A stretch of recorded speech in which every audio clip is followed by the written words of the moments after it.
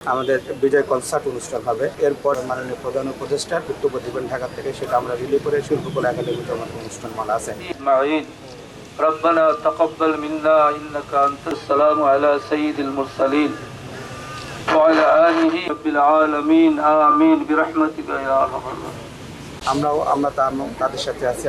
আমরা এই আজকেও আমাদের হচ্ছে যে জুলাইয়ের যে পুনর্জাগরণ অনুষ্ঠান মালায় আমাদের 3টার সময় আমাদের হচ্ছে যে আমাদের বিজয় কনসার্ট অনুষ্ঠান হবে, এবং এরপরেও আমাদের হচ্ছে 5টার সময় মাননীয় প্রধান উপদেষ্টার বক্তব্য দিবেন ঢাকা থেকে, সেটা আমরা রিলি করে শিল্পকলা একাডেমিতে আমাদের অনুষ্ঠান মালা আছে। আমাদের আজকে সারাদিন ব্যাপী যে অনুষ্ঠান মালা আছে, সেখানে আমরা প্রত্যাশা সকলেই আমরা এখানে উৎসবমুখর পরিবেশ যেটা আমরা বলি, আনন্দ সকলে সেখানে উপস্থিত থাকবে। ধন্যবাদ।